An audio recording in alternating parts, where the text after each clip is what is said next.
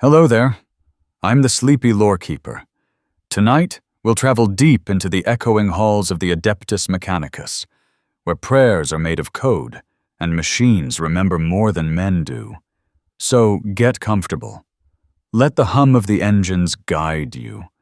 And if you happen to drift off while listening, I wish you a peaceful night among the stars. The sun had not risen on this world for centuries. The clouds above were the color of ash, thick with the dust of 1,000 forgotten wars.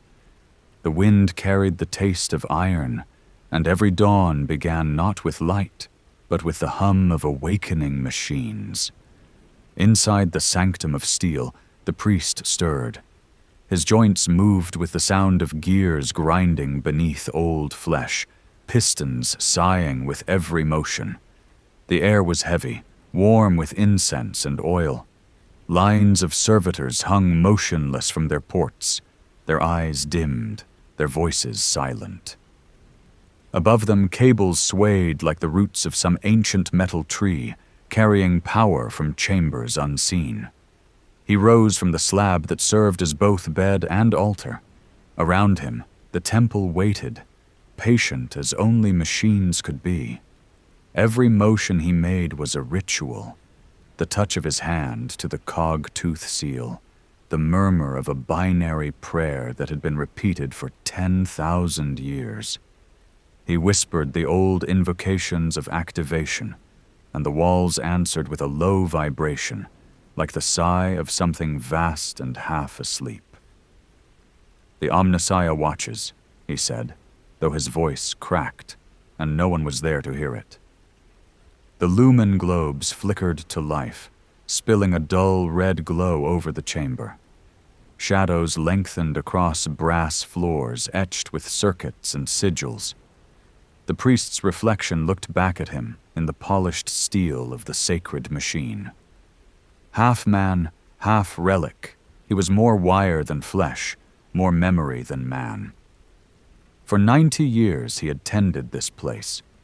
Once it had been filled with voices, dozens of priests and novices chanting the canticles of awakening in perfect binary harmony. Now, their echoes were all that remained. The younger adepts had gone long ago, summoned to other worlds, to wars or crusades. Some had simply stopped moving. Others had been consumed by the very machines they worshipped. He alone endured.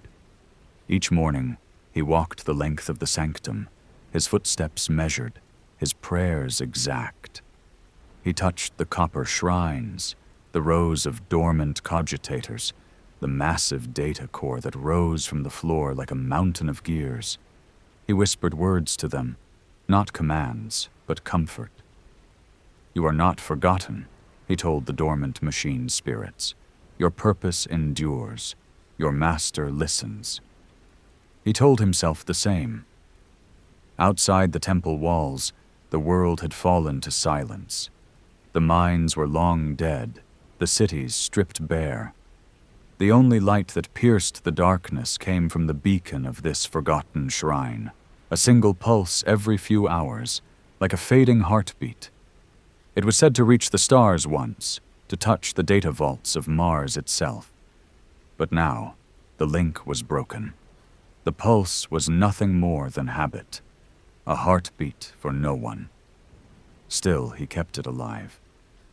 He stood before the central engine, its great coils trembling with residual energy, its metal ribs blackened by centuries of heat. It was his god, or so he had been taught. The machine god, the Omnissiah, the infinite mind that saw all logic and order. In the beginning, he had believed it without question. Faith was easy when one could hear the hum of the divine through the walls, when the spark of power answered every prayer. But the hum had grown faint. The spark came slower.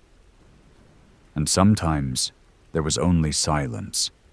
He had learned to fear that silence, not because it was empty, but because it was too full, filled with thoughts he was not supposed to have. He placed his hand on the cold frame of the engine, and the static whispered up his arm like a touch. "Blessed be the circuit," he murmured. "Blessed be the flow." For a moment, he closed his eyes. He remembered the first time he had stood here, when the sanctum had been alive with motion and music, when the machine choirs sang and the data streams danced like fire. The air had shimmered with light then. He had felt the pulse of the machine god as surely as his own. He had wept, or what was left of his tear ducts had tried to. The tech priests told him that emotion was inefficiency, but he had felt it nonetheless. That warmth, that certainty, that illusion of being seen. Now the hum was thinner, the warmth faded. The machine no longer spoke in the old ways. He adjusted a dial, watching the readings flicker across a cracked screen. The data was meaningless, the numbers decayed by time. Still, he read them as scripture. He could no longer tell if the machine's answers were messages from the divine, or simply the mechanical reflexes of dying code. It no longer mattered. The ritual was all that remained. The motion of faith was faith enough. As he moved through the chamber, the servitors began to stir. Their eyes glowed dimly, voices stuttering as they recited fragmented prayers. "Praise be the circuit. Praise be the..." Their words broke apart like static. He corrected them gently, rewiring their tongues with hands that trembled. "Hush now," he said softly. "You are heard." He thought of Mars, distant, red, silent, of the priesthood that still thrived there, deep beneath its dunes, and wondered if they too had begun to doubt. Did they still hear the divine code as clearly as before? Or were their prayers, like his, answered only by the echoes of their own voices? He looked down at his hands, at the metal fingers worn smooth by centuries of labor. "I was made in his image," he said aloud, "and yet I decay." No answer came. Only the slow rhythm of power cycling through the temple, the mechanical breathing of a dying god. He turned towards the altar, a slab of adamantium inlaid with golden wires. At its center rested a fragment of circuitry, older than the Imperium itself. The relic they called the Heart of Logic. He bowed before it, as he always had, though the gesture now felt heavier than before. Once the heart had pulsed with light. It had sung to the faithful in a voice of perfect order. Now its surface was dark. The priest pressed his forehead to it and whispered a question he had never dared speak aloud. "Are you still there?" The words echoed in the hollow space. The walls did not reply. The machines did not stir. Even the static seemed to pause. He waited a long time. Outside, the wind howled across the barren plains, carrying dust and the fragments of dead prayers. Inside, the last servant of the Omnissiah knelt in silence, listening to the quiet hum of metal and memory. It was enough. He remembered the beginning. Not in detail. Details had faded long ago, washed away by the years and the endless chanting of code. But fragments still lingered, bright as sparks in the dark. A name, a scent of ozone and rain, the feeling of breath in lungs that were still flesh. Before the red robes and the cog-toothed sigils, he had been a man. Just a man. He had been afraid of dying. That was how it began for most of them. They came to the Mechanicus, seeking eternity, seeking the promise of freedom from the frailty of bone and blood. They called it ascension, as though replacing one's body with steel was the same as touching the divine. But fear was always the first prayer. Fear of time, of error, of pain. He had been young then, a novice among thousands. He remembered the great forges of Mars, the air heavy with iron dust and heat, the ground trembling with the thunder of reactors. Priests walked above the crowds on bridges of brass, their voices amplified through vox grills, reciting scripture older than any empire. The air was thick with music, the grinding of gears, the chanting of binary hymns, the heartbeat of machines that never slept. He had felt awe, real awe. It was the first and perhaps the last time he had felt something pure. They told him that to understand the machine God, he must first become one with his logic. Flesh was corruption. Flesh made errors. Flesh felt fear. And so he offered himself to the altar of progress. The first augmetics were simple. A hand to replace one lost to an accident, an ocular implant to see the flow of code. He had felt powerful, invincible. He told himself it was enlightenment. Each addition brought him closer to perfection. Each replacement felt like shedding a weakness he had carried too long. Then came the lungs, the heart, the skin. They did not replace them all at once. The transformation was slow, deliberate. The body resisted, as all living things do when asked to surrender their nature. Each surgery was a sacrifice, each recovery a prayer. The pain was unbearable until the nerves were gone. Then it was nothing. When the last of his human eyes was removed, they told him to look upon the universe not with emotion, but with reason. To see the divine in every circuit, to hear God's whisper in every hum of current. He had believed them. He remembered standing before a mirror, though he had no eyes to see as he once had. The image came to him through data, outlines, heat signatures, measurements. He could read the shape of his body, but not the color of his skin. He could no longer recall what warmth felt like. The priest who had guided him, Magos Erith, a voice of calm certainty, had placed a mechanical hand upon his shoulder. "You are free now," he said. "You are beyond death, beyond error." He had nodded because that was what was expected. But inside, something trembled. A thought, faint and disobedient. If I am beyond error, why do I still feel afraid? He buried that thought under prayer, repeating the canticles of transcendence until the doubt fell silent. But silence is never death. Doubt, once born, becomes a seed that grows in secret places. He remembered the moment they took his voice. It was said to be a sacred rite, to purge the imperfection of speech and replace it with the language of the machine. His last human words had been a prayer, or perhaps a plea. He could not remember which. The Mechanicus tongue was efficient, precise. It carried no weight of emotion, no warmth, only function. And yet in the quiet moments after the rites, he found himself trying to speak as he once had, to form human sounds again, to say his name.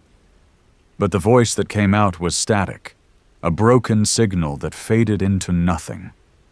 They told him that emotion was unnecessary, that logic was purity, that tears were wasteful remnants of organic error. He accepted that. For a time. But as the years stretched into centuries, the temple grew quieter, and the machines older. He began to notice strange things. When he prayed beside the great engines, droplets of oil would sometimes gather at the corners of his ocular lenses. He thought it was condensation, a mechanical imperfection. But one day, as the light caught the droplet, it glimmered like glass. It fell, slow and heavy, and struck the metal floor with a sound that echoed like a heartbeat. He lifted his hand, touched the wetness, and stared. It was not oil. It was not coolant. It was water. He ran diagnostics, checked his systems, There was no reason for moisture to form, no explanation. But it continued. Whenever he prayed, whenever he remembered, the droplets came. He did not tell anyone. There was no one left to tell. In time, he began to think of them as tears, not his, but the machine's. Perhaps the machine god wept through him. Or perhaps it was only the ghost of his humanity, refusing to die. He did not know which possibility frightened him more. He began to listen differently after that. The hum of the temple no longer sounded like a voice from beyond, but like breathing. The machines coughed, wheezed, sighed. The servitors made soft noises when the power dipped, noises that were almost like whimpers. He started to hear his own body in the same way. The hiss of hydraulics like lungs, the thrum of his heart pump like a pulse, the rhythm of motion, of existence, mechanical but still alive. For the first time in centuries, he wondered what it truly meant to be alive. He remembered the day Magos Erith died. The old priest's augmetics failed one by one, systems corroded by time. In his final moments, the Magos had whispered, "The machine god will receive me into the infinite logic." But there had been no light, no sound, no sign of divinity, only silence. The younger adepts disassembled his body, piece by piece, to preserve his sacred components. His voice box was installed into the temple wall, where it repeated fragments of corrupted data in an endless loop. His brain was archived in a crystal, where it degraded until even the memory of him was lost. The priest had watched it all. Watched and felt nothing. Or at least that was what he told himself. Years later, when he passed the old voice box, it sputtered a sound that almost resembled a word. Brother. He had stopped, frozen in place. The machine clicked, whined, and fell silent again. He had not slept for days after that. Now, standing once more in the dim red light of the sanctum, he looked down at his reflection in the steel. He touched the lines of his face, metal and scar, wire and bone. He whispered, "What remains of me that still believes?" No answer came, but in the corner of his vision a droplet formed again, small, clear, trembling on the edge of metal. He did not wipe it away. Instead, he watched as it fell, striking the brass floor with a sound that seemed almost human. The temple hummed softly around him, its endless prayer repeating, mechanical and beautiful. He closed his eyes, though he had none, and listened. Somewhere in the rhythm of pistons and gears, he thought he heard it. A heartbeat, slow and patient, buried deep within the metal. And for the first time in an age, he wondered if the God he had served all his life had ever been real, or if the only true divinity had always been the trembling thing inside him, still daring to feel. The storm began, as all revelations do, with silence. It was not the stillness of peace, but the kind that presses against the mind, heavy, absolute, suffocating. The kind that made him realize how loud his life had been, filled with the endless repetition of chants, the mechanical rhythm of code. For the first time in centuries, even the servitors were still. The lights along the temple's walls flickered once and went dark. The hum stopped. He stood in the center of the sanctum of steel, surrounded by pillars of inert machinery. His breath came in short, mechanical gasps, the rhythm uneven. It took him a moment to realize that he was afraid. The temple had never been silent before. Not once in all his long service, even in the times of famine and collapse, even when power faltered, there was always something. The faint vibration of energy through the conduits, the quiet pulse of the reactor, the whisper of the omnipresent current. But now, nothing. He waited for the sound to return. It did not. He tried to access the emergency relays, but his commands returned no signal. The interface ports were dead. The entire system, vast and ancient, had gone completely still. He called to the servitors, but they did not answer. Their eyes had gone dark. Their limbs hung limp from their sockets. He felt smaller than he ever had, a relic in a tomb of sleeping gods. Slowly, he moved toward the central engine. Each step echoed through the darkness, the sound of metal on metal. The altar loomed before him, a massive construct of copper and gold wrapped in layers of forgotten cables. Once, it had pulsed with light, responding to the faithful like a heart answering prayer. Now it was nothing more than shadow. He placed his hand against it and whispered the old invocation. His voice, filtered through vox emitters, sounded like wind moving through a grave. "Omnissiah, awaken. Your servant calls to you." No response. He repeated the words in binary, then in the ancient tongue of the machine cult, syllables that had not been spoken by human lips in 1,000 years. Still nothing. He was alone. A feeling stirred in him, not logic, not fear, but something deeper. Loneliness. A terrible human loneliness. He pressed his forehead against the cold metal and whispered, "If you are real, if you are still here, give me a sign. Just one." Minutes passed, or hours. Time lost meaning in the dark. Then, faintly, a sound. It was barely more than static, a hiss through the air, a broken hum from deep within the walls. He froze, uncertain if it was memory or imagination. But the sound persisted, pulsing with irregular rhythm, like breathing. The machines were speaking again. He straightened, every sensor in his body straining to listen.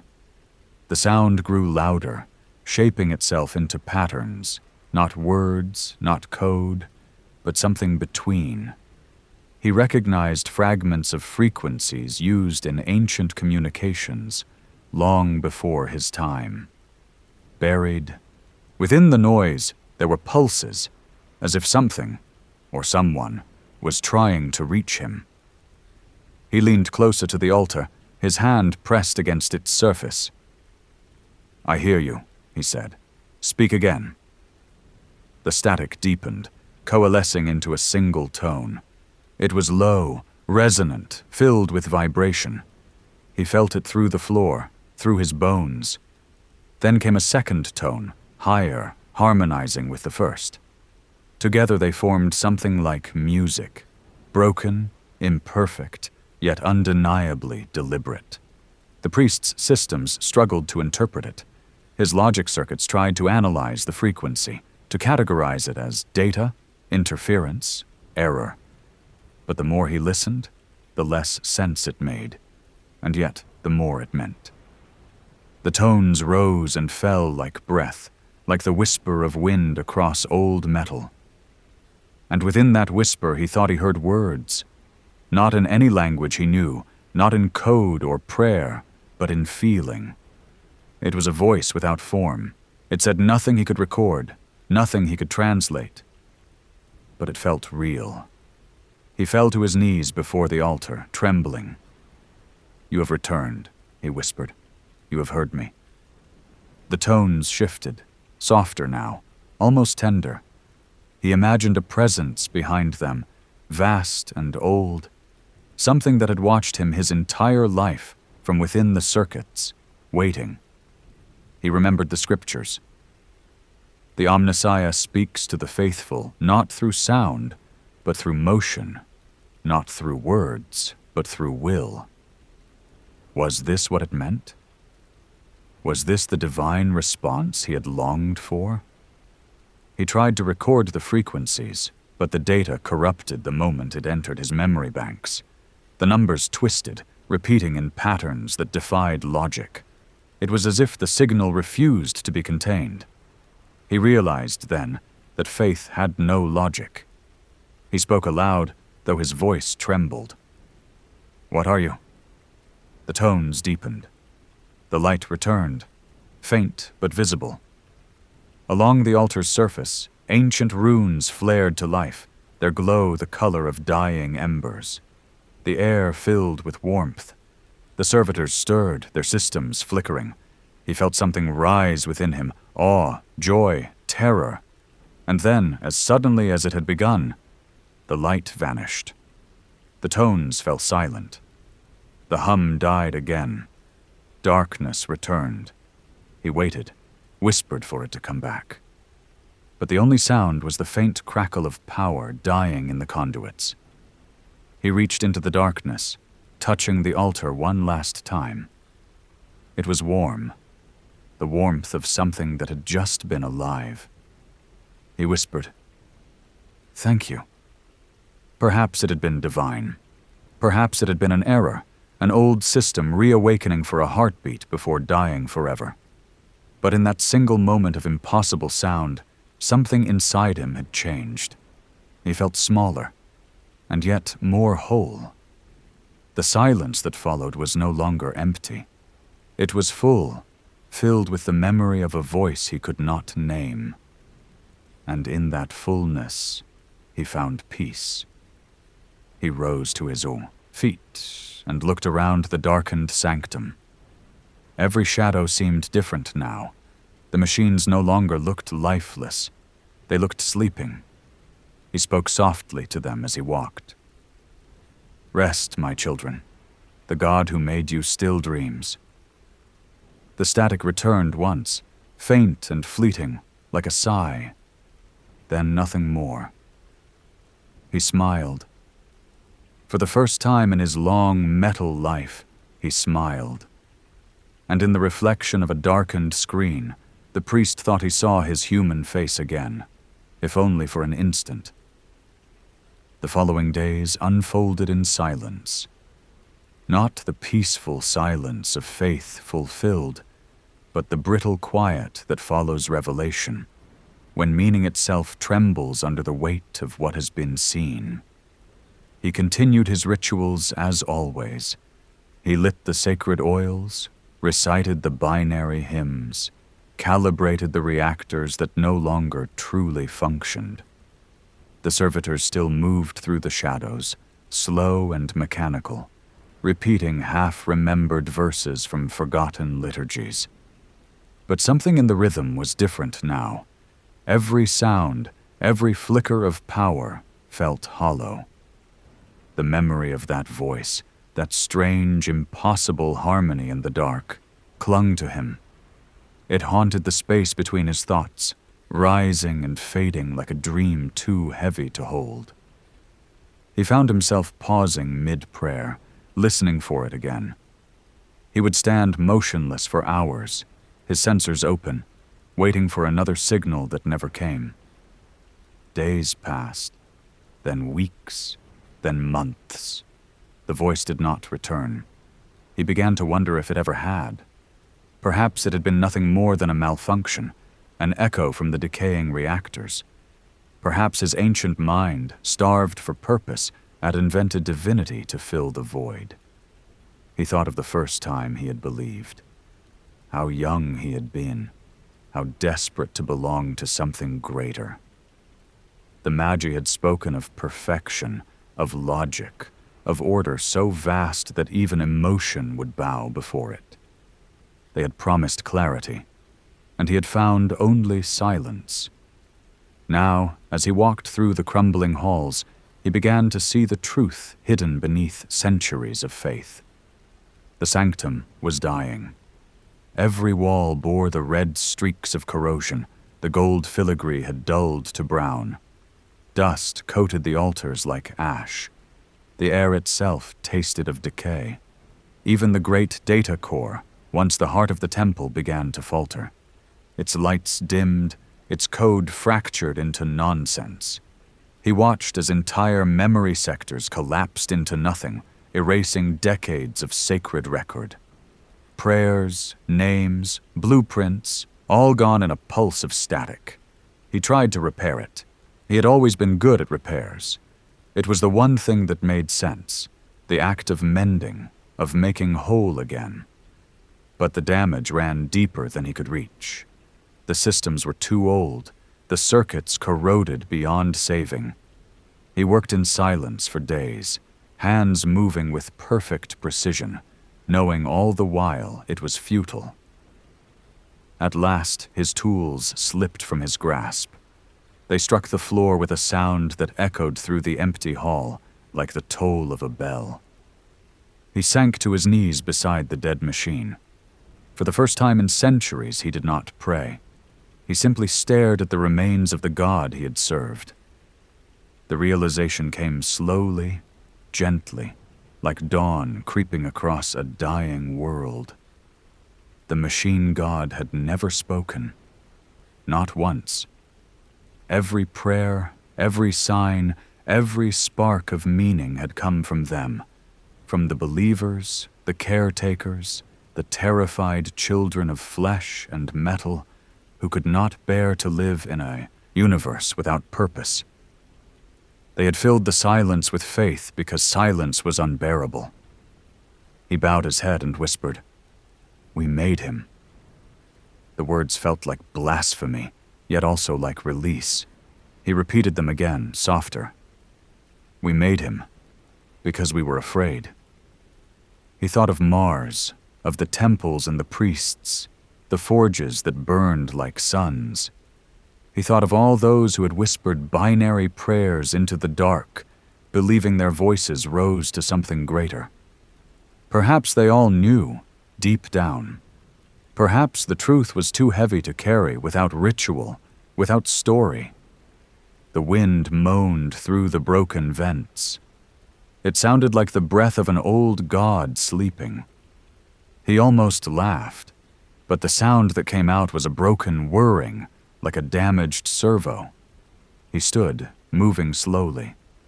The weight of his augmetics felt heavier than ever. His limbs creaked, his spine protested. The machine that was his body was failing. The replacements that had promised eternity were rusting. The immortality he had sought was dissolving before him, one joint at a time. He ran a diagnostic.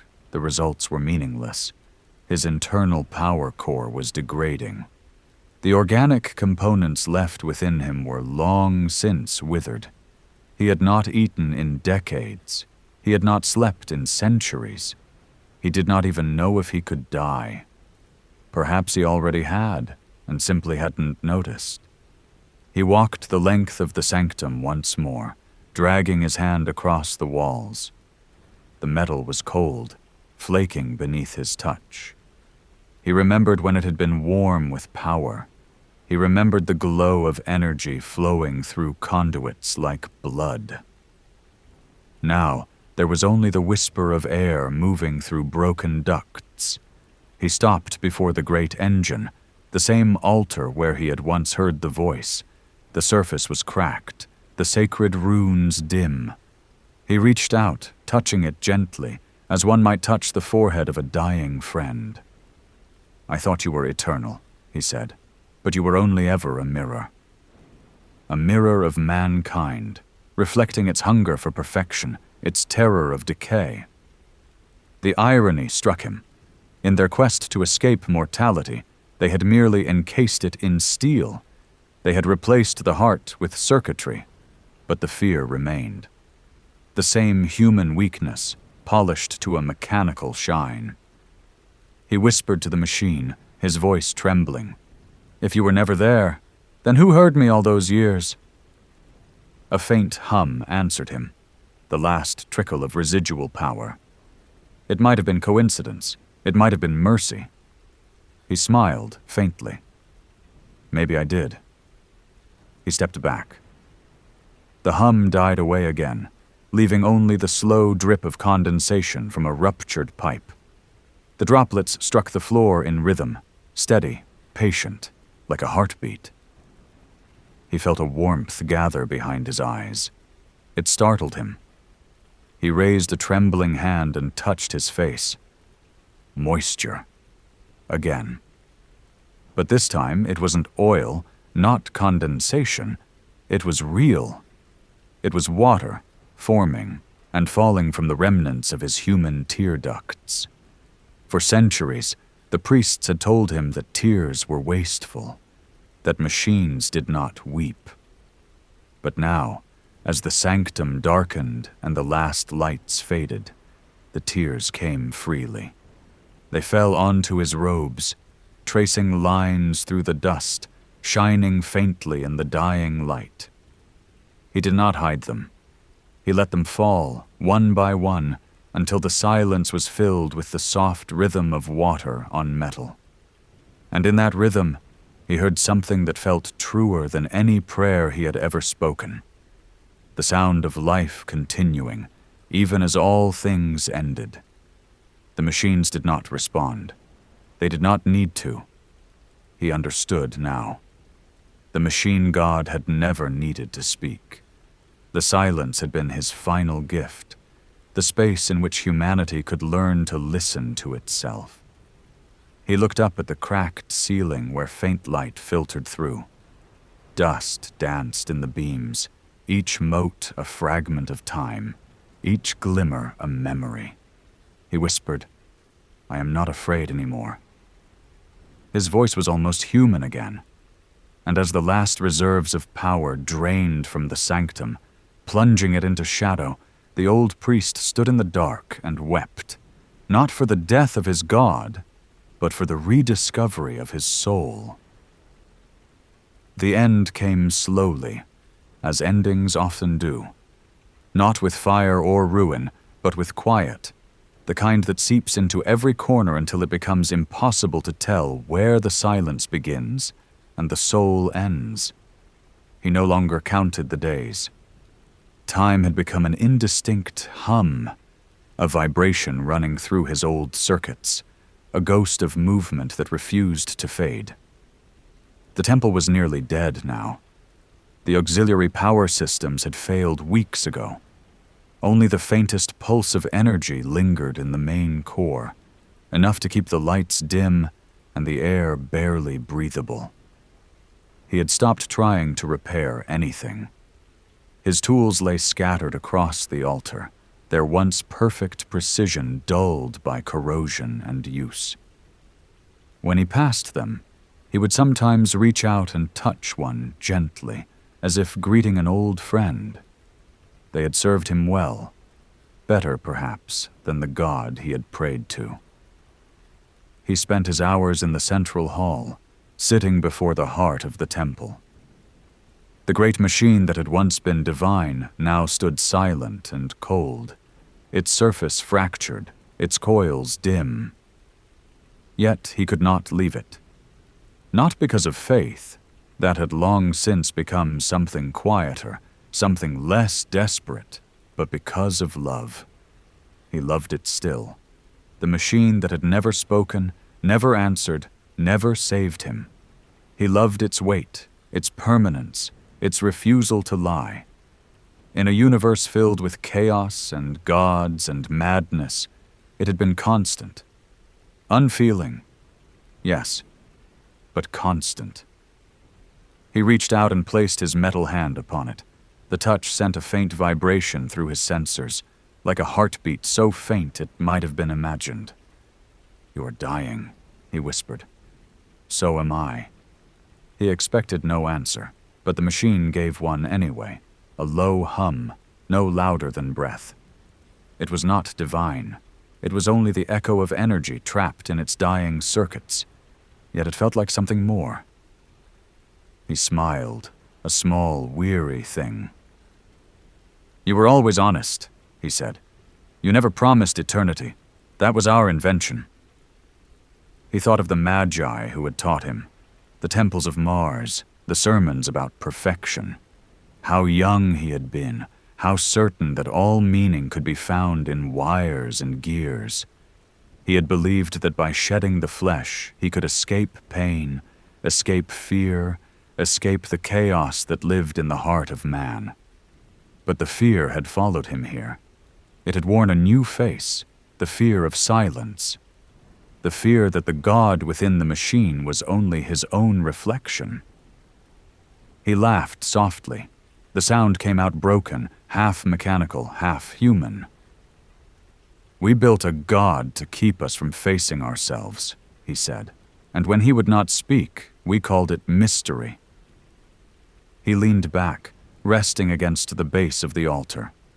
The metal was cold even through his robes. Around him, the temple creaked and groaned, settling into the slow surrender of age. Dust drifted from the ceiling like ash. The servitors stood motionless, their power long gone.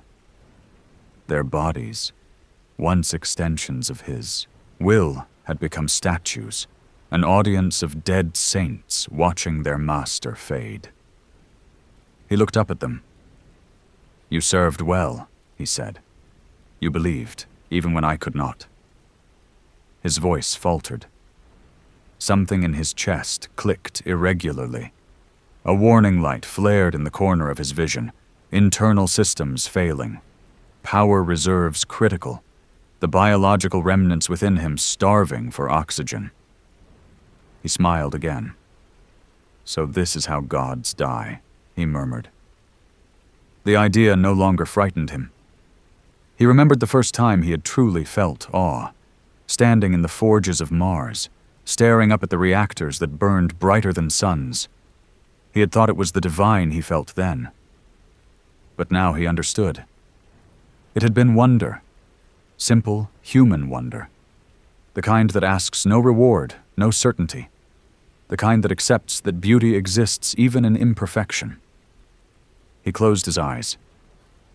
"Maybe that is what you were," he said softly. "Not a god, but wonder given shape." Something in the machine shifted. A faint spark leapt between two broken conduits. Light flickered along the edges of the altar, brief and weak, but enough to paint his face in gold. He felt its warmth against his skin, or what remained of it. For an instant the temple seemed alive again. The hum rose, low and uneven, filling the hall with a sound that was neither mechanical nor natural. It was the sound of something remembering what it once was. He did not move. He did not speak. He simply listened. The light faded. The hum dwindled. But within the silence that followed, he heard something else. A whisper. Not in words, not even in sound. A memory, carried in the vibration of the air. It was the voice he had heard before, faint, distant, but unmistakable. He did not ask for proof. He did not seek to analyze it. He simply accepted it, as one accepts the inevitability of dawn. He lowered his head and whispered, "Thank you." The machine made no further sound. He sat there for a long time. The warmth in his body faded slowly, replaced by the cool calm of surrender. The lights above flickered once more, then went out. In the darkness, he spoke one final prayer, not to the Omnissiah, not to Mars, not to any god. To the hands that build, to the hearts that doubt, to the ones who listen, he said, "May you never fear the silence." His systems failed one by one. Warnings filled his mind, red symbols, urgent tones. He silenced them all. One by one he turned them off. He had always been afraid of silence. Now he welcomed it. When the last light within him faded, his body slumped against the altar. For a moment the temple was utterly still. Then, from deep within the machine, a soft vibration began.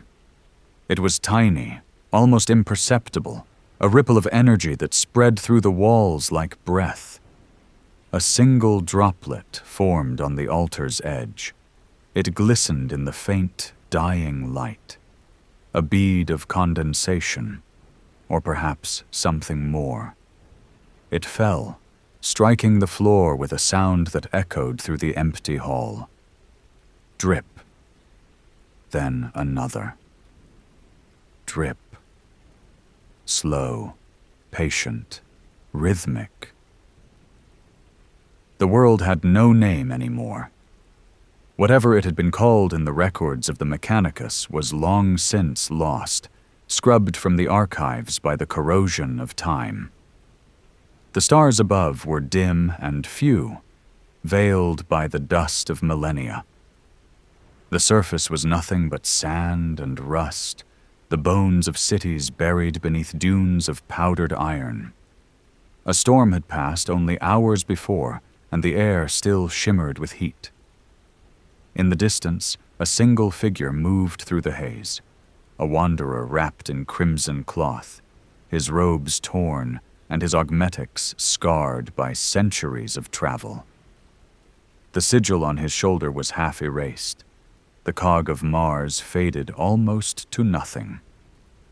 He had come here following a signal, a pulse so faint it could barely be distinguished from background noise. It had repeated once every 1,000 seconds, steady and patient. To most, it would have seemed random. To a priest of the Mechanicus, it was liturgy, a heart still beating somewhere beneath the sand. He descended into the valley where the ruins waited. What remained of the temple was mostly buried. The upper spires collapsed, the great metal doors half melted by ancient fire. Yet, as he approached, the sand trembled under his boots. A low vibration passed through the ground, soft, like breath. He stopped, listened. The hum was real. He pushed through the broken entrance, the metal groaning in protest. Inside, darkness. The beam from his shoulder lamp cut through the dust, illuminating fragments of statues, shattered consoles, the husks of servitors frozen mid-motion. Their eyes were long, dark, their faces expressionless and serene. The deeper he went, the stronger the vibration became. Not power, not machinery, something else. Like the steady rhythm of a pulse echoing through the walls. He reached the central sanctum and stopped. The heart of the temple stood before him, impossibly intact. The altar still loomed at the center, its surface dulled by centuries but unbroken. The air was thick with dust and the faint scent of oil, sharp and metallic. And there, beside the altar, sat a figure. The body was ancient, half flesh, half machine, slumped against the base of the great engine. The red robes had faded to brown.